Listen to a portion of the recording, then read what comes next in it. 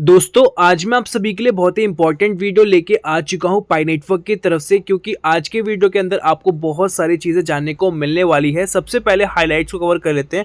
Future and growth के बारे में आप सभी को पता चलेगा कि पाई कॉइन ऐसी कौन सी चीज़ कर रहा है जिस तरीके से ये फ्यूचरिस्टिक क्रिप्टो करेंसी बन सकता है। यहाँ पे हम लीगल टर्म्स की बात करने वाले हैं। आप सभी बाय कर सकते हो कार, वो भी पाई कॉइन के बिहाफ पे। और अभी अलग अलग कंट्री के अंदर क्या चल रहा है पाई के स्टोर्स को लेके या XYZ चीज़ें क्या चल रही है प्रॉपर आपको पता चलेगा। कुछ टेक्निकल अपडेट्स है, KYC के रिगार्डिंग भी आपको पता चलने वाला है और भी बहुत सारी चीज़ें जो आपको जानने को मिलेंगी। तो वीडियो शुरू से लेके आखिर तक देखोगे तभी आपको सारा कुछ समझ में आने वाला है। और एक छोटी सी मेरी रिक्वेस्ट है, अगर आप हमारे चैनल पे नए हैं तो प्लीज़ सब्सक्राइब करके नोटिफिकेशन बेल को ऑल पे ज़रूर प्रेस कर ले। एंड डिस्क्रिप्शन में टेलीग्राम का लिंक है, आप जाके उसको भी ज्वाइन कर सकते हो। चलो दोस्तों स्टार्ट करते हैं। सबसे पहले मैं यहाँ पे रिफ्रेश कर लेता हूँ एंड हम चलते हैं अपने फर्स्ट अपडेट की तरफ। दोस्तों फर्स्ट अपडेट के अंदर बात की जा रही है करंट माइग्रेशन प्रोसेस के बारे में, जो कि आप यहाँ पे देख पाओगे ऊपर जा चुका है 7.4 मिलियन प्लस वॉलेट से, जैसे कि आप यहाँ पे देख पाओगे। ठीक है, हर महीने का आपको यहाँ पे देखने को मिल जाता है कि अभी क्या चल रहा है। अब चलते हैं अगले अपडेट की तरफ। यहाँ पे लिखा गया है the value of Pi network is the hands of the community to create. जो वैल्यूएशन है पाई कॉइन का, सारा कुछ डिपेंड करता है इसकी कम्युनिटी पे, मतलब आप सब पे, हम पे। जैसे ही पाई नेटवर्क ऑन द फ्लोर आ जाएगा उसके बाद जिस तरीके से इसका यूज़ होने वाला है और जितना पावरफुल होने वाला है पाई कॉइन या पाई के जो भी अलग प्रोजेक्ट्स हैं, उसी हिसाब से आपको जो वैल्यूएशन है वो इंक्रीज होता हुआ देखने को मिलेगा, जिस तरीके से सपोर्ट वगैरह उसको मिलने वाला है। अब हम बात कर लेते हैं KYC के रिगार्डिंग क्या चल रहा है। नेम अपडेट अपील के रिगार्डिंग यहाँ पे बात की जा रही है। Name change is available on profile section on the mining app for pioneers who have not submitted KYC। जिन भी लोगों ने KYC सबमिट नहीं करी है तो नेम चेंज का ऑप्शन आप सभी को प्रोफाइल सेक्शन के अंदर देखने को मिल जाएगा। और यहाँ पे लिखा गया है but they have to update password to confirm ownership of account. तो आप सभी को अपडेट करना पड़ेगा अपने पासवर्ड को कंफर्म करने के लिए अपनी ओनरशिप, वो भी अकाउंट की। Then full name change will be possible. उसके बाद आपका जो फुल नेम चेंज है वो आराम से आपको यहाँ पे देखने को मिलेगा। जैसे ही आप अपने पासवर्ड को अपडेट कर लोगे फिर आप इसको चेक कर पाओगे, एक्नॉलेज कर पाओगे। सेक्शन में एक्नॉलेजमेंट का सेक्शन होगा, वहाँ पे जाके आप चेक कर पाओगे आपका जो भी रियल नेम है। तो ये चीज़ आप सभी कर लेना। आप सभी के लिए KYC के रिगार्डिंग ये चीज़ें इंप्रूव की गई है और उसके साथ बहुत सारी चीज़ें और भी इंप्रूव हो चुकी हैं, क्योंकि लोगों के अकाउंट्स वगैरह भी ब्लॉक हुए थे तो उसके रिगार्डिंग भी आ चुका है। तो जब रिसबमिट का बटन आपको देखने को मिल जाए तो फॉर्म को अच्छे तरीके से फिल करना, 1 से 2 बार चेक कर लेना, फिर जाके आप सबमिट कर देना, आपका वेरीफाई हो जाएगा। अब हम दोस्तों बात करते हैं फ्यूचर एंड ग्रोथ के बारे में। यहाँ पे लिखा गया है Pi network is a fully regulated and aims to solve Bitcoin setback. जैसा कि आप सभी को पता है क्रिप्टो मार्केट के अंदर अभी नंबर 1 पे बिटकॉइन चल रहा है, जिसका वैल्यूएशन हमें बहुत ही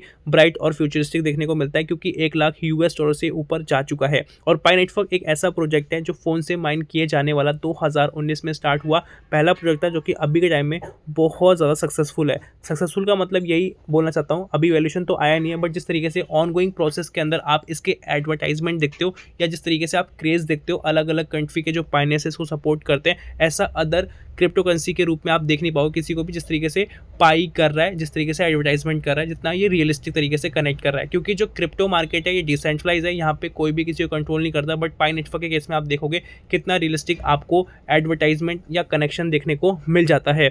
यहाँ पे कुछ इंपॉर्टेंट बेनिफिट्स वगैरह की बात की जा रही है, एडवांटेजेस की बात की जा रही है, वो हम यहाँ पे डिस्कस कर लेते हैं। फर्स्ट पॉइंट के अंदर लिखा गया इंक्रीज ट्रस्ट एंड क्रेडिबिलिटी। आप सभी जान पाओगे जो डिसेंट्रलाइज होता है यहाँ पे ट्रस्ट करना बहुत ज़्यादा मुश्किल होता है। और यहाँ पे रेगुलेशंस वगैरह की बात की जाए, जो पाई नेटवर्क का प्रोजेक्ट है कितना ज़्यादा लीगल है उस तरीके से यहाँ पे बात की जा रही है। और यहाँ पे जो आपको इंपॉर्टेंट चीज़ें देखने को मिलती है वो KYC ही आपको देखने को मिलती है। और उसके साथ जिस तरीके से प्रमोशंस वगैरह करते हैं, इस तरीके से ये बिल्ड करते हैं ट्रस्ट को, कि जिससे कि आप समझ पाओगे कि ये जो क्रिप्टो करेंसी है कितनी ज़्यादा फ्यूचरिस्टिक हो सकती है, क्योंकि 5 साल से ऊपर यहाँ पे हो चुका है। और लिखा गया है जो भी अदर क्रिप्टो करेंसीज मार्केट के अंदर होती है, जो अनरेगुलेटेड क्रिप्टो करेंसीज होती है, मतलब मार्केट के अंदर अभी स्टार्टिंग में आई हैं, बहुत सारे लोगों को उसके बारे में पता लगता है, फिर आप वहाँ पे इन्वेस्टमेंट चालू करते हो, फिर आपको बाद में पता चलता है कि ये तो फ्रॉड क्रिप्टो थी। तो ये सब चीज़ें किस तरीके से आप आइडेंटिफाई करते हो, उसका एक अलग तरीका होता है क्रिप्टोज को लेके। ठीक है, क्रिप्टो जो मार्केट है यहाँ पे नॉलेज का खेल है। अगर आपके पास एक अच्छी नॉलेज होगी तो अच्छी जगह पे आप इन्वेस्टमेंट कर पाओगे।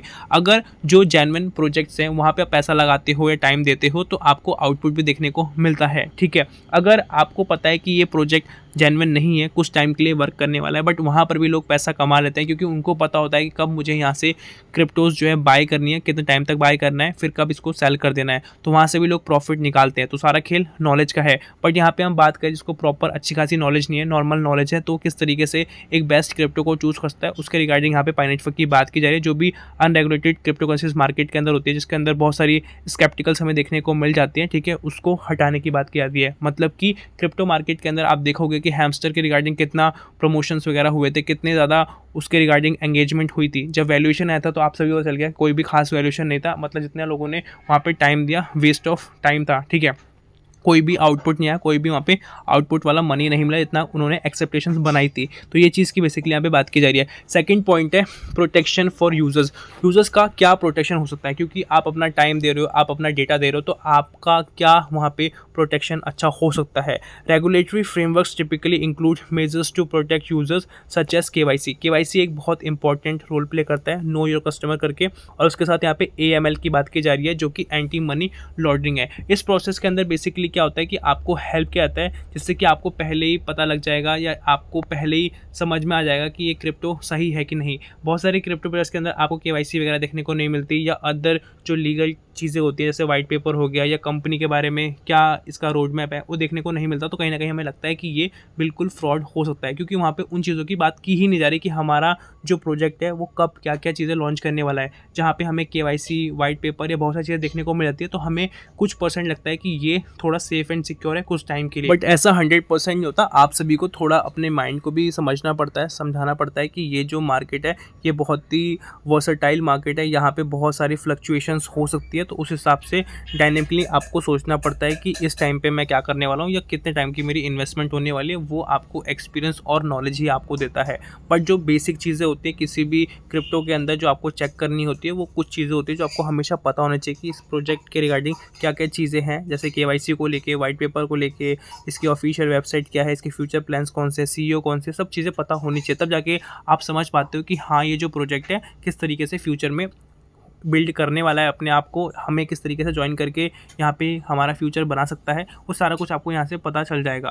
और यहाँ पे लिखा गया है बिल्ड यूज़र ट्रस्ट, उसी हिसाब से यूज़र का ट्रस्ट भी बिल्ड होता है। थर्ड है मार्केट स्टेबिलिटी एंड लेजिटमेसी, ठीक है। मार्केट स्टेबिलिटी के अंदर वैल्यूएशन वगैरह की बात की जा रही है, किस तरीके से आपको यहाँ पे एक स्टेबल वैल्यूएशन देखने को मिलेगा, या जो वैल्यूएशन देखने को मिलेगा वो लॉन्ग टर्म तक किस तरीके से पॉजिटिवली इंक्रीज होता हुआ देखने को मिलेगा, और कितना ये रियल होने वाला है। Regulations can lead to more stable market condition as is discoverage manipulation and speculative bubbles, ठीक है। मार्केट के अंदर बहुत सारे फ्लक्चुएशंस आते हैं, उस हिसाब से हमें मार्केट के अंदर चेंजेस वगैरह भी देखने को मिल जाते हैं। डिपेंड करता है लोगों की नीड्स क्या, किस तरीके से मार्केट परफॉर्म वगैरह कर रही है। अभी आप देखोगे क्रिप्टो मार्केट अच्छी खासी पॉजिटिवली चल रही है, बिटकॉइन का वैल्यूएशन बढ़ रहा है, ETH का वैल्यूएशन बढ़ रहा है, और भी जो बाकी क्रिप्टो करेंसीज है उनका पॉजिटिवली इंक्रीमेंट वगैरह हमें देखने को मिल जाता है। जब मार्केट क्रैश होती है तो मोस्टली सभी क्रिप्टोज के वैल्यूएशन कुछ ना कुछ परसेंट हमें डाउन वगैरह भी देखने को मिल जाते हैं। मेजरली यहाँ पे बात की जा रही है by ensuring that Pi network meets legal standards like those in the MICA, it's mean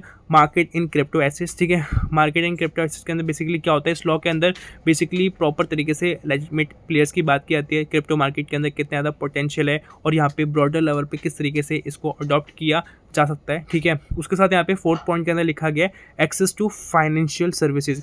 इसके अंदर बेसिकली बात की जा रही है किस तरीके से पेमेंट मेथड अभी हम हाल फिलहाल के अंदर यूज़ कर रहे हैं, इससे क्या बेस्ट हो सकता है। Regulated cryptocurrencies often find it easier to integrate with traditional financial services like banking and payment system. अभी हाल फिलहाल के अंदर मोस्टली लोग UPI यूज़ करते हैं, इंटरनेशनल ट्रांजेक्शन करनी है तो हम पेपल का यूज़ कर लेते हैं, बैंक जाते हैं तब जाके हम इंटरनेशनल ट्रांजेक्शन कर पाते हैं। This can lead to more practical to use for Pi such as being used for payment और in DeFi decentralised finance applications, thereby increase its utility and value, ठीक है। पाई चाहता है बेसिकली हमारा coin international level पर trade करे, और अभी ये हो भी रहा है ऑनगोइंग प्रोसेस के अंदर, बार्टर सिस्टम के थ्रू या ई-कॉमर्स प्लेटफॉर्म के थ्रू आप ये चीज़ देख पाते हो। P2P करने का मेन रीज़न यही है कि पीयर टू पीयर होने वाला है। अगर आपका सेलर, ठीक है, यूएस के अंदर है, आप कोई चीज़ बाय करना चाहते हो तो सिंपली आप उनसे चीज़ें बाय कर सकते हो, और जो आप पेमेंट करने वाले हो पाई कॉइन के अंदर करने वाले हो, और यहाँ पे थर्ड पार्टी का कोई भी इन्वॉल्वेशन नहीं होने वाला, और यहाँ पे जो वैल्यूएशन होने वाला है वो पाई कॉइन का होने वाला है। अगर ये लेजिट होगा तो वहाँ पर भी सेम वैल्यूएशन आपको देखने को मिलेगा, क्योंकि अभी अगर आप इंडिया में हो या आप यूएसए में हो, तो इंडिया से आप यूएसए आते हो कोई प्रोडक्ट को बाय करने के लिए, सिंपल सी बात है, या घूमने भी जाते हो तो आपको अपना जो करेंसी है वो चेंज करना पड़ता है। जिस भी आप कंट्री में जाते हो, यूएसए में आते हो डॉलर में कन्वर्ट करना पड़ता है, या अदर कंट्री में आते हो तो उस कंट्री में करना पड़ता है। तो जितना आप अमाउंट कन्वर्ट करना चाहते हो उस हिसाब से आपको वहाँ पे चार्जेस देने पड़ते हैं, फॉरेक्स ट्रांजेक्शन चार्जेस वगैरह देने पड़ते हैं। बट इस केस में ऐसा नहीं होगा अगर इसका वैल्यूएशन ग्लोबल लेवल पे सेम होने वाला है और हर कंट्री इस चीज़ को एक्सेप्ट करती है तो। ठीक है, फिफ्थ पॉइंट के अंदर बात की जा रही है compliance with international standard. Compliance with international standard के अंदर बेसिकली बात की जा रही है जो रेगुलेशंस वगैरह होती है पाईनेटवर्क के रिगार्डिंग, यहाँ पे बहुत ही ईजिली हो जाएगा, क्योंकि ये अलग अलग जो प्लेटफॉर्म्स हैं, एक्सचेंजेस हैं, वहाँ पे आप सभी को ये लिस्टेड होता हुआ देखने को मिलेगा, और वर्ल्ड वाइड आप इजीली यहाँ पे ट्रेड वगैरह करने वाले हो। हर टाइप की आपको फैसिलिटी देखने को मिलेगी, चाहे पार्टनरशिप को लेके हो या जो भी चीज़ों के एनहेंसमेंट को लेके, वो सब आपको देखने को मिलेगा। सिक्स पॉइंट है long term sustainability. Long term sustainability का मतलब सिंपल ये है कि अभी जैसे आप देखोगे बिटकॉइन कितने टाइम पहले आया था, 10 साल पहले आया था, ठीक है, और अभी इसका जो वैल्यूएशन है कितना हाई फाई जा रहा है, और धीरे धीरे करके इसका वैल्यूएशन बढ़ रहा है। ऐसा नहीं कि एकदम से इसका वैल्यूएशन बढ़ा है, ठीक है, धीरे धीरे करके इसका वैल्यूएशन अभी बढ़ रहा है, और अभी 3-4 हफ्तों के अंदर जो बिटकॉइन का वैल्यूएशन है वो बहुत ही ब्राइटली बढ़ा है, मतलब $40,000 से ऊपर का वैल्यूएशन इंक्रीज़ हुआ है, जो कि बहुत कम समय के अंदर इतना बड़ा ड्रास्टिक चेंज इससे पहले नहीं आया था। और ये चीज़ें हर 4 साल के अंदर मोस्टली हमें देखने को मिल जाती है, और इसके पीछे बहुत सारे टेक्निकल फैक्टर्स भी डिपेंड करते हैं। लॉन्ग टर्म के अंदर लिखा गया है regulations can provide a clear path for sustainable development by ensuring that the project entrance to financial regulations which can prevent legal issues that might arise from non compliance, thus ensure the project longevity. यहाँ पे आप देख पाओगे majorly बात की जाए जो भी लीगल इश्यूज होते हैं उसको हटाने की बात की जाए, जो भी कंप्लाइंसेस के अंदर दिक्कतें आती हैं उन सब चीज़ों को हटाने की बात की जा रही है। अगर ये इंटरनेशनल लेवल पे हर जगह पे एक्सेप्टेबल हो गया तो आपको यहाँ पे जो चीज़ें बता रहे हैं वो पॉजिटिवली देखने को मिलेगा, और आपको वैल्यूएशन भी यहाँ पे इंक्रीज होता हुआ देखने को मिलेगा। इंटरनेशनल लेवल पर आप देख पाओगे किस तरीके से पेमेंट्स वगैरह किया जा रहा है, पाईनेटवर्क के हमें मर्चेंट्स वगैरह भी देखने को मिलते हैं, मीटिंग एंड कॉन्फ्रेंसेज वगैरह भी की जा रही है। अब हम कुछ इंपॉर्टेंट चीज़ों को डिस्कस कर लेते हैं कि अभी हाल फिलहाल के अंदर इंटरनेशनल लेवल पे क्या चल रहा है, क्या क्या चीज़ें बाई की जा सकती है। तो आप यहाँ पे कार देख पाओगे, किया की कार बेसिकली बाई की गई है, और इसके रिगार्डिंग प्रॉपर यहाँ पे रिव्यू वगैरह भी दिया जा रहा है, ठीक है, किसने किया है प्रॉपर यहाँ पे लिखा गया है, और यहाँ पे कितने में बेसिकली ये हुआ है सक्सेसफुल ट्रांजेक्शन, 6500 पाई के अंदर हमें ट्रांजेक्शन देखने को मिल जाती है। तो यहाँ पे आपको कार वगैरह देखने को मिलती है, प्रॉपर डिटेल्स वगैरह भी देखने को मिल जाती है। उसके साथ यहाँ पे स्टोर शो किए जा रहे हैं जो कि कोरिया के अंदर है, टोटल 482 स्टोर्स हैं, ठीक है, जो कि पाई स्टोर वेबसाइट पे अपडेटेड है, प्रॉपर इन्फॉर्मेशन आपको देखने को मिल जाती है। और यहाँ पे कैटेगराइज लिखा गया है कि कौन से प्रोडक्ट का या कौन से सर्विसेज बेसिकली कोरिया के अंदर मिल रही है और कितनी शॉप्स है वो पूरा लिखा गया है। पीसी लैपटॉप गेम्स के रिगार्डिंग 7 शॉप्स है, home applications mobile phone related 20 shops है, फैशन एसेसरीज को लेके 31 शॉप्स है, skin care hair care beauty cosmetic को लेके 63 है, फूड कैफ़े ऑटोमोबाइल और भी बहुत सारी चीज़ें आपको यहाँ पे देखने को मिल जाती है। मतलब हर वो चीज़ जो आप यूज़ करते हो, चाहे नेसेसरी हो चाहे एक्सपेंसिव हो, हर टाइप की आपको शॉप्स देखने को मिल रही है जहाँ पे पेमेंट्स वगैरह एक्सेप्टेड है। और कोरिया के अंदर जो पाई कॉइन का वैल्यूएशन चल रहा है, एक पाई कॉइन का वैल्यूएशन हमें $30-40 के आसपास देखने को मिल जाता है, जो कि एक डिसेंट वैल्यूएशन है, और ये ऑन गोइंग प्रोसेस के अंदर बेसिकली अभी हाल फिलहाल के अंदर चल रहा है। सो दोस्तों आज की वीडियो के अंदर ये था, आई होप आपको समझ में आया होगा। अभी तक वीडियो पे बने हुए तो प्लीज़ गाइस एक लाइक कर देना। मिलते हैं नए वीडियो के साथ, तब तक के लिए जय हिंद, वंदे मातरम।